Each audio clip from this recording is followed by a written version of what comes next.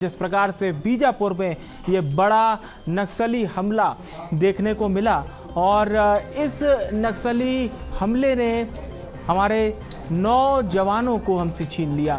आपको बता दें 8 जवानों के शहीद होने की पुष्टि हो चुकी है, जिसमें एक ड्राइवर के भी शहीद होने की पुष्टि है। कुल 9 जवान शहीद हुए हैं, 6 जवानों का इलाज जारी है। और ये आईडी ब्लास्ट कर जवानों की गाड़ी को निशाना बनाया गया। अब आप 4 अलग अलग तस्वीरें इस वक्त आपके स्क्रीन पर, और आप देख सकते हैं किस प्रकार से ये जो आईडी ब्लास्ट हुआ, इसके बाद आप देखिए कितना गहरा गड्ढा हुआ है, और इससे आकलन आप लगाइए कि कितना बड़ा ये हमला रहा होगा, कितनी बड़ी मात्रा में आरडीएक्स नक्सलियों ने यहाँ पर पहुँचाया। इसके बाद आप जो दूसरी तस्वीर देख रहे हैं, क्षतिग्रस्त हथियारों की ये तस्वीरें हैं। तीसरी तस्वीर देखिए, जैसा कि हमने आपको बताया कि इस आईडी ब्लास्ट में कितना पावरफुल ये ब्लास्ट रहा होगा। इसके बाद जो गाड़ी के परखच्चे थे वो यहाँ वहाँ कई जगह पर देखे गए। तो सामने तरफ आप तीसरी तस्वीरों में ये पेड़ देख रहे हैं, इसकी टहनी तक ये गाड़ी का परखच्चा वहाँ पर जाकर लगा। चौथी तस्वीर बहुत ही मार्मिक तस्वीर, बहुत ही दुखद तस्वीर, इसमें जवानों के शत विक्षत शवों की तस्वीरें हैं। और बहुत बड़ी ये खबर, आईडी ब्लास्ट में 9 जवान शहीद हो गए हैं। वो कौन से बड़े कारण थे, क्योंकि आईडी अगर नक्सलियों ने स्पॉट किया तो उसे फिर ट्रेस किस तरह से किया जाएगा, ये एक बहुत बड़ा टास्क होगा। और यही समझना होगा आगे चल के सुरक्षा बलों को भी, इंटेलिजेंस से जुड़े लोगों को भी। इसी टास्क को, ये एक टास्क से कम नहीं है, इसे समझना भी होगा और इसे एक चैलेंज मोड पर लेना होगा, क्योंकि 9 जवानों के शहीद होने की खबर कोई सामान्य खबर नहीं है और सामान्य हो भी नहीं सकती। ये वो जवान थे जो पेट्रोलिंग के लिए रवाना हुए थे और वापस अपने बैरक लौटते, लेकिन नक्सलियों की इस कायराना करतूत ने इन्हें वापस अपने बैरक में नहीं लौटने दिया। और ये हमेशा हमेशा के लिए छत्तीसगढ़ की माटी और छत्तीसगढ़ के लोगों की सुरक्षा के लिए अपना इन्होंने सर्वोच्च बलिदान दिया। और हमारे सहयोगी दंतेश्वर इस वक्त हमारे साथ लाइव जुड़ चुके हैं। दंतेश्वर, अब खबर यही सच है कि 9 जवान शहीद हो चुके हैं, 6 जवान गंभीर रूप से अभी घायल हैं, जिनका इलाज चल रहा है। मौके पर बड़ी संख्या में सुरक्षा बल मौजूद हैं। अब दंतेश्वर, कहीं ना कहीं साफ तौर पर नक्सलियों की ओर से भी ये ऐलान हो गया है कि हम आर पार की लड़ाई में आ चुके हैं। जी बिल्कुल, बता दें कि आज एक बड़ी घटना को अंजाम दिया गया नक्सलियों के द्वारा आईडी ब्लास्ट में। यहाँ 8 जवान समेत 9 लोग शहीद हो गए हैं, जिसमें बताया जा रहा है कि डीआरजी और बस्तर फाइटर के जो जवान है वो एंटी नक्सल ऑपरेशन के लिए अबूझमाड़ की जंगलों से निकले थे। उस दौरान वापसी के दौरान जो है नक्सलियों ने उन्हें निशाना बनाया। हालांकि जो है बैकअप जो टीम है वो वापसी लौटने के दौरान जो है जवानों को नक्सलियों के द्वारा निशाना बनाया गया। हालांकि पूरी टीम जो है इसमें एक जो स्कॉर्पियो वाहन है उसके पूरे परकच्चे उड़ गए। पूरे शवों की जो स्थिति थी वो काफी भयावह तस्वीर वहां से निकल कर सामने जो अपना 10 फीट का जो गड्ढा है वो उस इलाके में हो चुका था। उस मार्ग से अस्थायी मार्ग था, जिसके बाद एक नक्सलियों ने बड़ी घटना को अंजाम दिया। बैकअप जो गाड़ी आ रही थी उसके होने के बाद इस गाड़ी को निकला। उसके बाद इसमें जो बैठे जवान है 6 जवानों की घायल होने की सूचना मिली। इसके हालत जो उसमें कुछ की स्थिति गंभीर है, कुछ स्थिति सामान्य, जिन्हें वहां से रिपेयर करके उनके रिइंफोर्समेंट के जरिए उनको जब्त और लाया जा रहा है। हालांकि अब जो है कि उसमें नक्सलियों के द्वारा जो मूवमेंट को लेकर के जो इंटेलिजेंस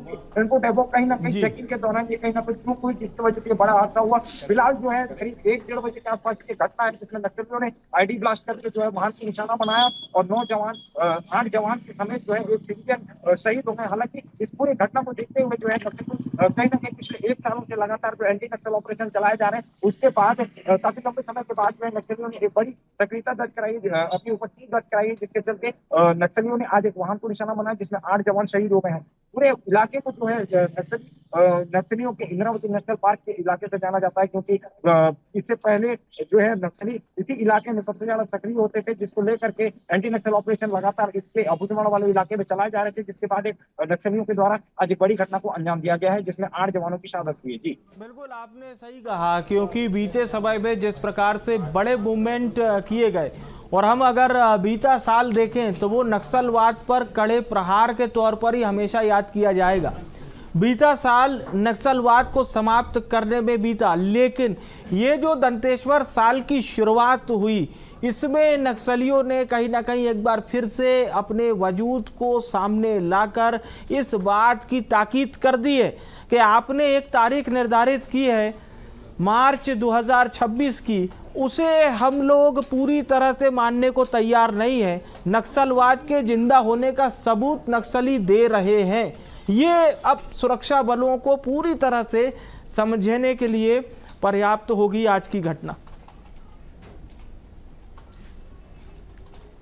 एंटी नक्सल जा रहे थे पिछले 2024 जनवरी के बाद से, जिस तरीके से लगातार नक्सलियों पर दक्षिण बस्तर, पश्चिम बस्तर इलाके में पश्चिम बस्तर इलाके में नक्सलियों के खिलाफ जो प्रहार किए जा रहे थे, उसमें 200 से 250 के करीब माओवादियों को ढेर करने में सुरक्षा बल के जवान कामयाब रहे। लेकिन इस वर्ष 2025 जनवरी 6 जनवरी आज जो है माओवादियों के द्वारा जो DRG और बस्तर फाइटर, बिल्कुल आपने सही कहा, ये घटना बिल्कुल भी किसी के जहन से भूल जैसा शब्द लाने रही वाली है, और बहुत सवाल हमसे भी पूछ रही है, सभी से पूछ रही है।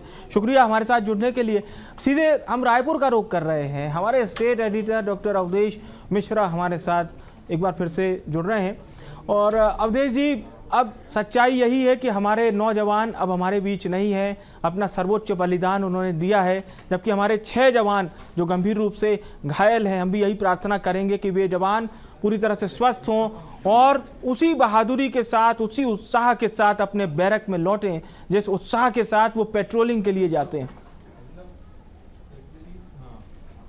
बिल्कुल बिल्कुल आपने सही कहा विवेक जी, ये बेहद ही दुखद घटना कि 8 जवान सहित एक वाहन चालक को शहीद होना पड़ा। उन्होंने अपनी शहादत दी। बड़ी बात यह है कि घटना स्थल से अभी हमारे बीजापुर के संवाददाता दंतेश्वर मौजूद थे कुछ पहले, वो कह रहे हैं कि जिस तरह से घटना के बाद क्विक रिस्पांस टीम जो होती है वो वहाँ पे पहुंची और सभी का रेस्क्यू वहाँ से किया गया। मतलब ये कि बार बार एक तरह के पैटर्न को अगर आप देखेंगे विवेक जी, कि माओवादी जब हमला करते हैं तो वो पहले गाड़ी को ब्लास्ट से उड़ा देते हैं, उसके बाद पीछे जो गाड़ियां रहती है उसमें ताबड़तोड़ फायरिंग की जाती है। आप किसी भी घटना का जिक्र कर लीजिए, किसी भी घटना के इतिहास पर नजर डाल लीजिए, ये पैटर्न होता है। लेकिन जो खबर निकल के आ रही है, जवानों ने जो बहादुरी का परचम लहराया है वहां पे, हालांकि हमारे 8 जवान शहीद हुए, 8 जवानों को प्राण न्यौछावर करना पड़ा है, लेकिन जब बाकी गाड़ियों पे जब फायरिंग हो रही थी तो जब जवानों ने मुंह तोड़ उसका जवाब दिया तो नक्सली भाग खड़े हुए। मतलब समझिए कि मौके पे बड़ी घटना को अंजाम देने की तैयारी थी। 8 जवानों की शहादत हुई है, लेकिन क्विक रिस्पांस टीम वहां पे पहुंचती है, सारे जवानों को रेस्क्यू करती है, घायलों को उचित स्थान पे पहुंचाया जाता है। जिनकी शहादत हुई उनके शव को लेके जो है स्थानीय कैंप, जो वहां से 3 किलोमीटर पहले जो एक कैंप है उस कैंप तक पहुंचती है, और जिस जगह पे ब्लास्ट किया गया था उसे भी पाटने का जो काम है वो कुछ देर में शुरू कर दिया जाएगा। क्योंकि घनघोर इलाका है, बेहद ही जंगल वाला इलाका है, इसलिए वहां पे अंधेरा पहले हो चुका है। अंधेरे होने के बावजूद पुलिस के जो जवान है, सुरक्षा बल के जो जवान है, वो मौके पे डटे हुए, आला अधिकारी मौके पे पहुंचे हुए। घटना में चूक कहां पे हो गई इस बात की पतासाजी की जा रही है, क्योंकि 3 जिलों का ये संयुक्त अभियान था, न केवल बीजापुर बल्कि दंतेवाड़ा और नारायणपुर, 3 जिलों का संयुक्त अभियान था।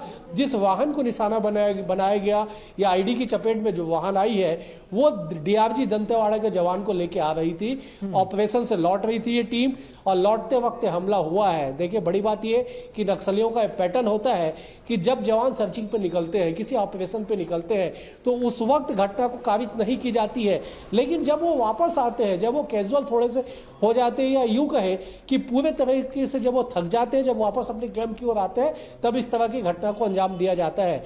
तो कुल मिलाकर विवेक जी माना जा सकता है कि बड़ी चूक यहाँ पे इंटेलिजेंस की हुई है कि वो अगर उस एरिया में माओवादी ने अगर इतना बड़ा जिस तरह से जो गड्ढे दिखाई पड़ रहे हैं वहाँ पे ब्लास्ट में, उस ब्लास्ट के गड्ढे को देख के अंदाजा लगाया जा सकता है कि कम से कम 40 से 50 किलो विस्फोटक का इस्तेमाल किया गया होगा। गाड़ी के परखच्चे उड़ गए, तकरीबन 50 फीट दूर जाके गाड़ी गिरी है, पेड़ के ऊपर गाड़ी का एक टुकड़ा मौजूद है। जो जवान हथियार अपने साथ रखे थे विवेक जी, वो हथियार तक डैमेज हो गए हैं, वो भी टूट चुके हैं और गाड़ी की जो टुकड़े हैं वो सामने दिखाई पड़ रहे हैं। तो माना जा सकता है कि इतना बड़ा आईडी लगाया गया था तो उसे ब्लास्ट करने के लिए जिस तरह से इस्तेमाल लोगों का किया गया होगा, या फिर कुछ तार भी वहां पे बरामद किया गया, जब्त किया गया है, तो एक जांच का विषय हालांकि है ये कि आखिरकार इतनी बड़ी चूक कैसे हुई।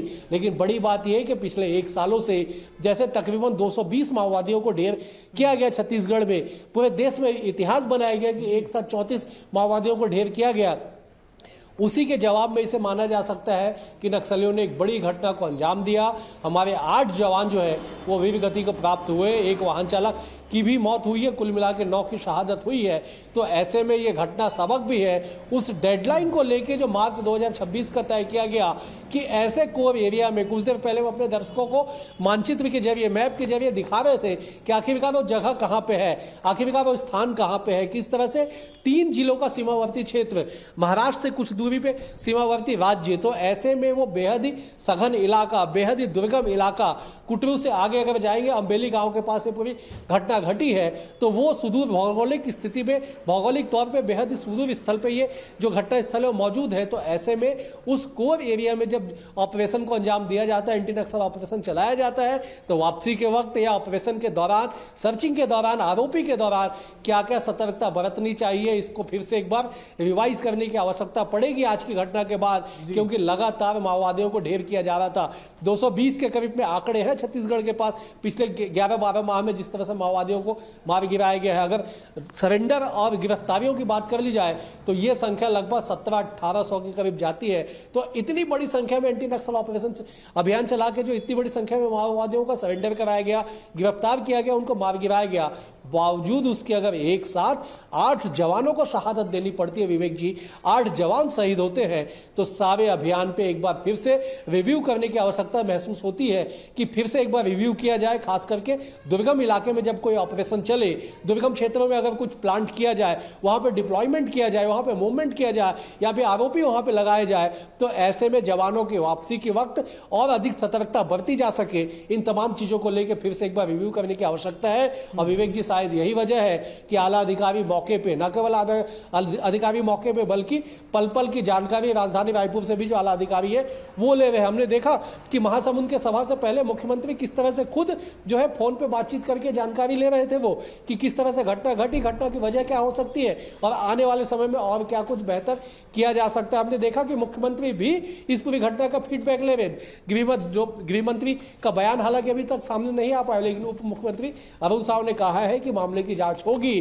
तो कुल मिला के सरकार सतर्क नजर आ रही है, लेकिन सारी सतर्कता, सारे ऑपरेशन के बीच में दुखद खबर यही कि हमारे 8 जवानों ने अपनी शहादत दी है, वाहन चालक की मौत हुई है, कुल 9 लोगों को इस पूरे घटनाक्रम में शहीद होना पड़ा है। जी बिल्कुल बिल्कुल, आपने ये बात सही कही। और अब अनुसंधान जो कि आगे समय में किस तरह से होगा, जिसमें परत दर परत अवधि जी सारी जानकारी सामने आएगी,